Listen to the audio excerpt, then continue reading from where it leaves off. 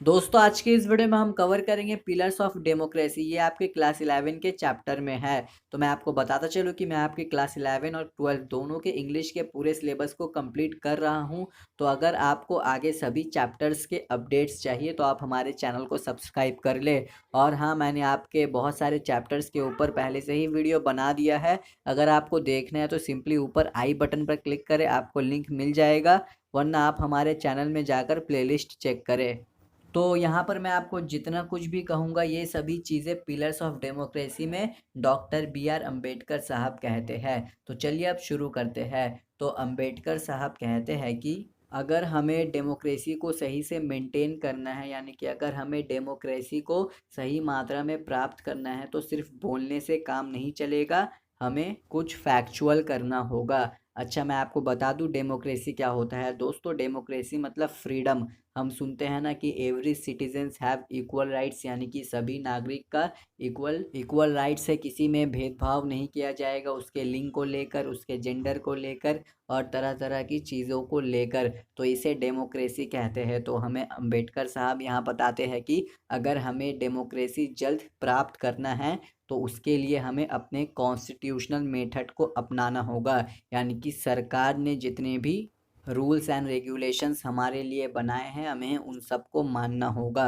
अगर हम मानेंगे तभी हम अपना सोशल और इकोनॉमिक ऑब्जेक्टिव प्राप्त कर सकेंगे। तो ये तो था पहला पॉइंट। अब दूसरे पॉइंट में अंबेडकर साहब कहते हैं कि अगर हमें डेमोक्रेसी को प्राप्त करना है तो हमें मानना होगा एक बंदे की बात।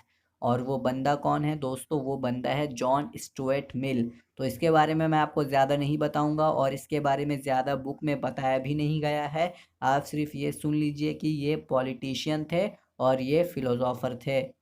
तो ये जॉन साहब कहते हैं कि be grateful to great man, यानी कि जो लोग हमारे कंट्री को चला रहे हैं, जो हमारे कंट्री को ऑपरेट कर रहे हैं, तो हमें उन्हें सम्मान देना चाहिए, यानी कि हमें उनसे ग्रेटफुल रहना चाहिए।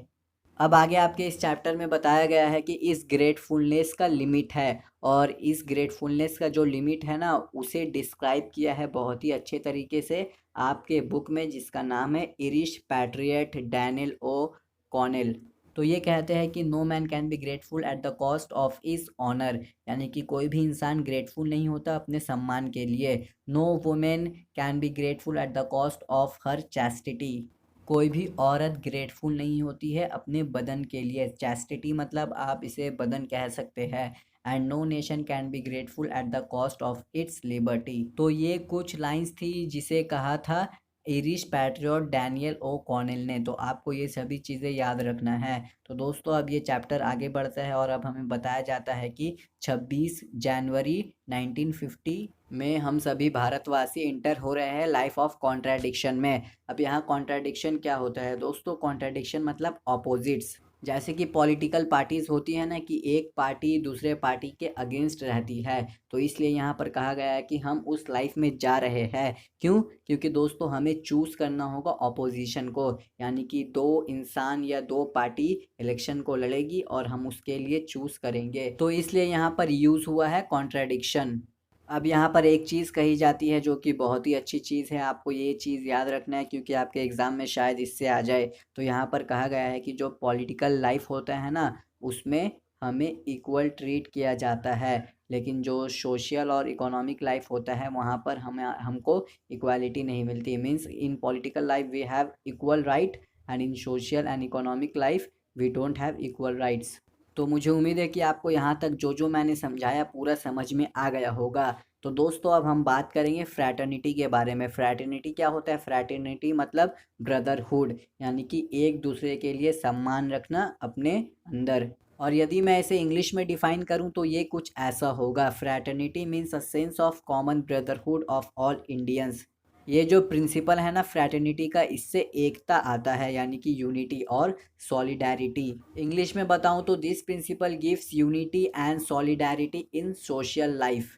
अब यहाँ पर कहा गया है कि ये जो फ्रैटर्निटी वाला प्रिंसिपल है ना ये बहुत ही डिफ़िकल्ट है अपने लाइफ में लाने के लिए।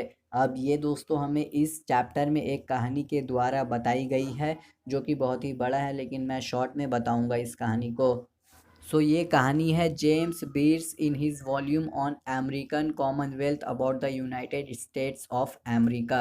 आप सिर्फ एक चीज़ अच्छे से ध्यान रखना कि ये कहानी है जेम्स ब्राइस की। तो अब हम कहानी को थोड़ा पढ़ लेते हैं। तो इस कहानी में बताया गया है कि कुछ साल पहले अमेरिकन प्रोटेस्टेंट एपिस्कोपल चर्च में एक कन्वेंशन था। तो इस कन्वेंशन में एक प्रे उत्पन्न हुआ था और ये बहुत ही छोटा सा प्रे है। और ये जो वर्ड्स है ना, यानी कि इस प्रे में जो जो वर्ड्स थे वो ये थे, ओ लॉर्ड ब्लेस आवर नेशन।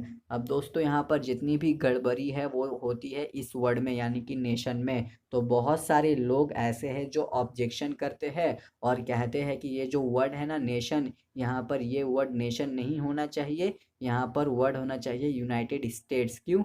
क्योंकि ये जो प्रे है ये यूनाइटेड स्टेट का है। तो इसलिए यहाँ पर बहुत सारे लोग ऑब्जेक्ट कर रहे थे। उनका कहना था कि यहाँ पर नेशन के जगह यूनाइटेड स्टेट्स होना चाहिए। इसके बाद दोस्तों फिर से हमारे इंडिया में बात आ जाती है और कहा जाता है कि हमारे इंडिया में जितने भी लोग हैं ना वो सभी डिवाइड हो चुके हैं 1000 ऑफ कास्ट में। जी हाँ, जात पात में सभी लोग यहाँ इंडिया में डिवाइड हो चुके हैं और हमने अपने नेशन को भी इस कास्ट में डिवाइड कर दिया है। और कहा गया है कि United States has no caste problem, United State में कास्ट का प्रॉब्लम नहीं है। और अब यहाँ पर एक बहुत ही हेवी लाइन यूज़ किया गया है। यहाँ पर कहा गया है कि in India caste are anti national. और आगे कहा जाता है कि ये जो कास्ट के लोग होते हैं ना, जो कि कास्ट में ध्यान देते हैं, वो समाज में सिर्फ जेलसी फैलाते हैं। और लास्ट में दोस्तों हमें ऑथर एक ज्ञान देते हैं। वो हमें कहते हैं कि हमें इन सब प्रॉब्लम से, यानी कि कास्ट प्रॉब्लम और जो जो प्रॉब्लम है, हमें इन सभी से बाहर आना होगा। अगर हम इनसे बाहर नहीं आएंगे तब हमारे नेशन में, यानी कि हमारे भारत में फ्रैटर्निटी, इक्वालिटी और लिबर्टी नहीं रहेगा।